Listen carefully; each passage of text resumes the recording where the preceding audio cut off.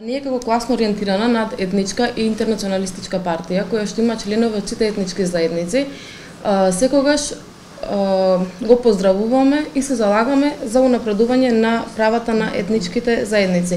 Односно, ние сметаме дека во службена употреба треба да се воведат јазиците на сите етнички заедници во Република Македонија.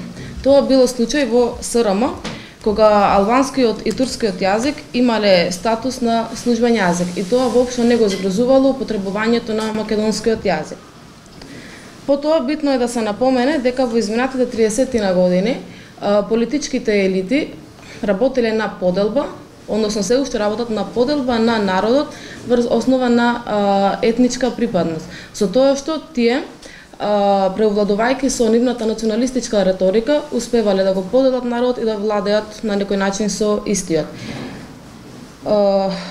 Пример за ова е Охридскиот рамковен договор, кој што реално не доведе до никакво напредување на правата, односно социјалните и економските права на етничките заедници.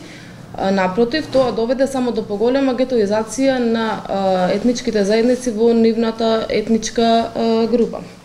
Ние сметаме дека вака поставениот закон и начинот на донесување на самиот закон го зголемува јазот меѓу етничките заедници, особено меѓу албанската и македонската етничка заедница.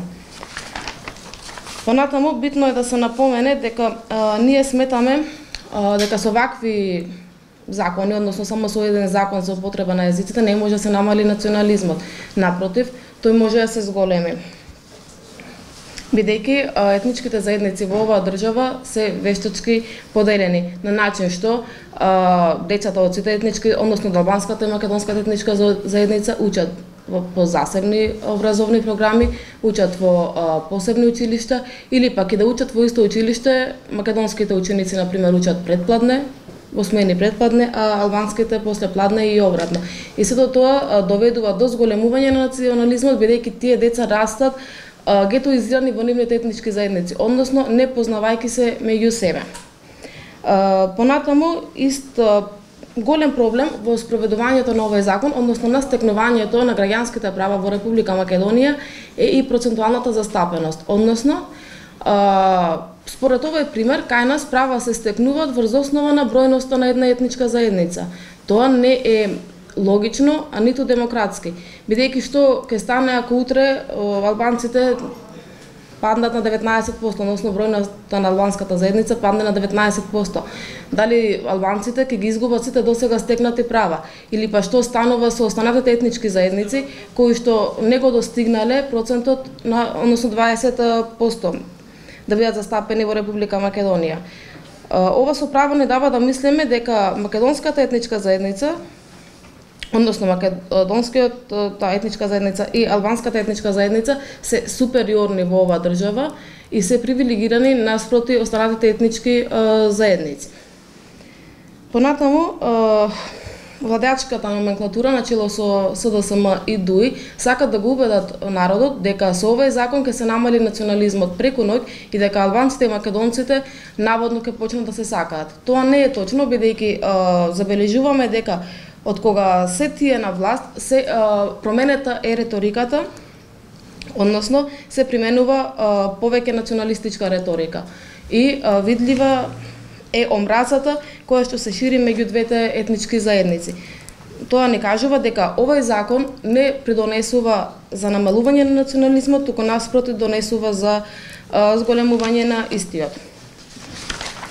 Понатаму ние сметаме дека ВМРО и СДСМ и ДУИ имаат своји цели и интереси од спроведување на овој закон, односно ДУИ сака повторно се наметне како спасител во својата етничка заедница, односно спасител на албанците, со тоа што еве ќе се донесе овој закон и као албанците ќе добијат право, или албанскиот јазик ќе стане службен и така натаму. И така сака да се ја врати довербата која што ја изгуби, а која што беше видлива на парламентарните избори претходната година.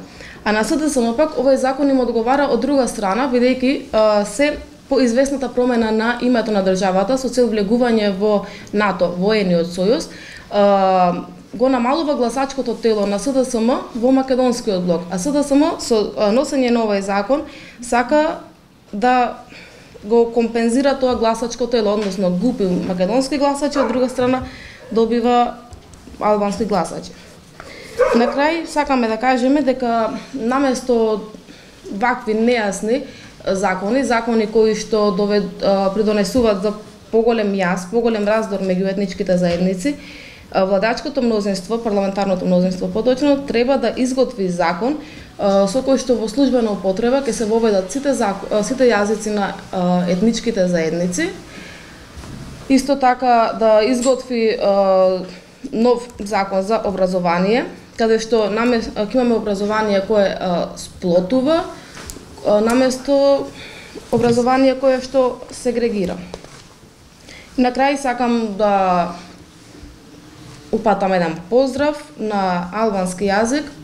Ако порано во НОП во 45-та се поздравувале со вдеќе фашизмит, лири популит, денес треба да се поздравуваме со поздравот вдеќе национализмит, лири популит.